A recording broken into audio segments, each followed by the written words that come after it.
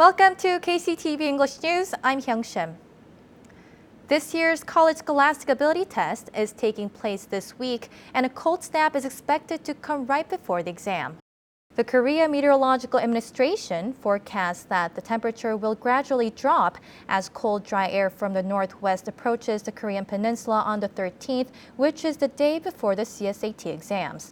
As a result, the morning low and the afternoon high on the 14th are expected to be 12 and 13 degrees respectively, dropping 8 degrees from the afternoon high of the previous day. The Korea Meteorological Administration is advising test takers to prepare warm clothes to maintain their body temperature.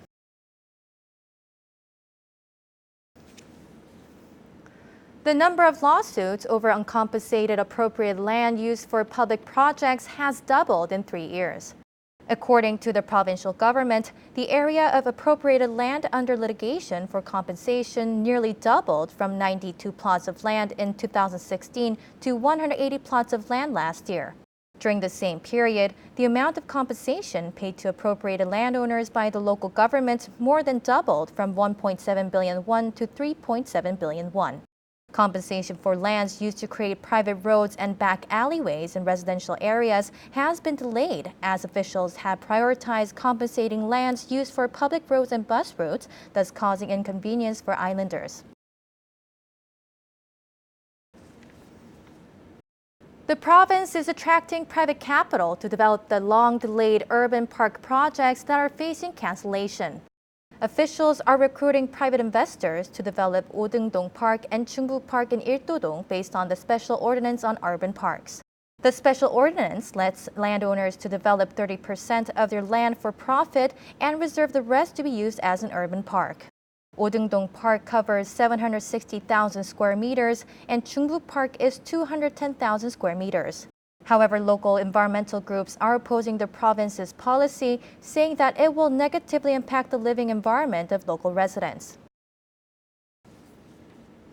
The total estimated traffic congestion charges that buildings in Seogwipo City have to pay starting October 2020 is nearing 4.6 billion won. Urban facilities larger than 1,000 square meters in the island will be levied from next year. Seogwipo City officials surveyed new buildings in the area and received appeals on charge reduction and found a total of 1,000 urban facilities with 4.59 billion won of traffic congestion charges. This is an increase in 13 facilities and 9 million won in charges compared to the basic survey conducted this March. In Seogwipo City, Lotte Hotel Jeju topped the list, followed by the Heibichi Hotel and Resort Jeju. They will each be charged with 380 million won and 340 million won respectively. Municipal officials are planning to continue surveying for new buildings and building expansion projects to revise the estimated sum until next August when the charges will be finalized. A news report and a program produced by KCTV Jeju Broadcasting Company were selected as excellent content created by regional channels at the 43rd award ceremony by the Korea Cable Television Association. The event was held at KCTA's building last Friday. In particular, an investigative report on the actual management status of local renewable energy produced by reporters Kim Soo-yeon and Kim Yong-min won an award in the report category. Also, a regular TV program on how the young generation perceive the disappearing Jeju culture and language produced by Kim Kwang-min was awarded as well. Out of 131 submissions from across the country, a total of 7 programs were awarded at the ceremony. Governor Won Hee-ryong and Superintendent of Education Lee Sung-moon met and agreed to work together on 4 projects, including inter-Korean exchange programs. However, some important issues such as creating detour routes near the Seogwipo Students' Cultural Center haven't been discussed. Ta Thacker reports. Governor Won Hee-ryong and Superintendent of Education Lee Sung-moon met last week to discuss education-related matters. They were supposed to meet at the end of last month, but the meeting was unexpectedly delayed by a week to allow for more preparation.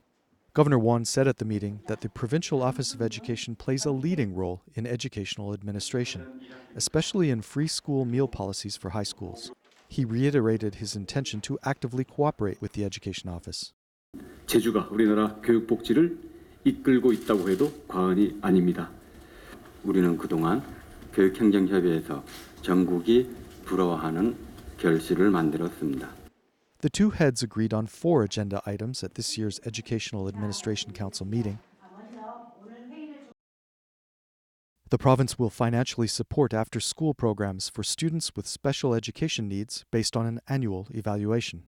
A part of revenue collected by the provincial government for educational purposes can be spent by the Education Office beginning next year. The province also agrees that it will fully support inter-Korean educational exchange projects organized by the PAOE. And from next year, the two offices will each contribute half of the total funds required for education welfare services for students in need. However, the province's highest consultative body failed to discuss other important issues. Residents living near the Seogwipo Students' Cultural Center have expressed concern about the creation of detours in the area. The province and the Education Office have very different standpoints on how to proceed. In fact, this controversial issue was admitted not only at the meeting, but also during preliminary working level meetings. By contrast, at last year's Educational Administration Council meeting, the two heads reached a consensus on free school meal policies for high schools. 60% of the budget for the free meals comes out of the provincial office's coffers, thanks to last year's agreement. In terms of hot-button issues that receive public attention, this year the province's highest consultative body has come up short in the eyes of some island residents. Todd Thacker, KCTV.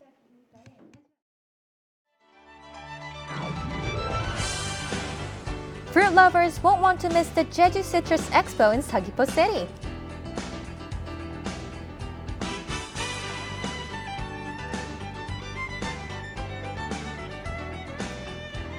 Enjoy a digital art exhibition of a fairy tale.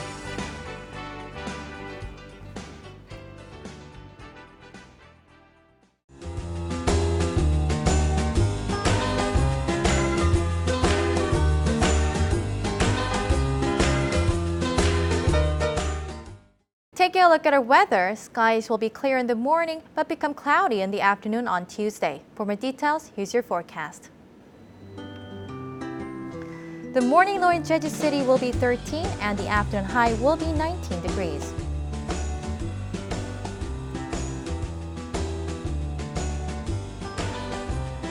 Down south in Seogwipo, we expect a low at 12 in the morning and a high at 20 in the afternoon.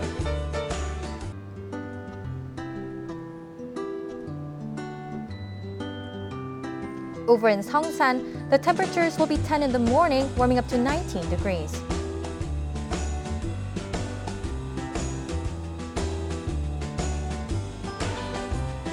Across the island in Busan, we expect a low of 13 and a high of 18 degrees.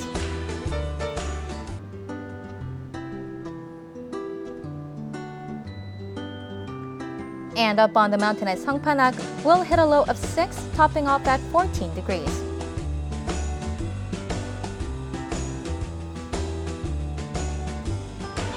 Out on the water, winds will be out of the northwest and north at a speed of 7 to 12 meters per second, the seas between 1 and 2 meters.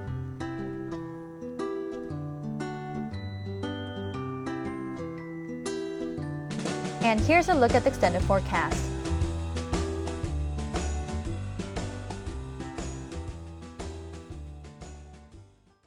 Thank you for joining us today at KCTV English News. Please follow us on YouTube at KCTV eNews Jeju and on KCTV's VOD service. Have a pleasant evening.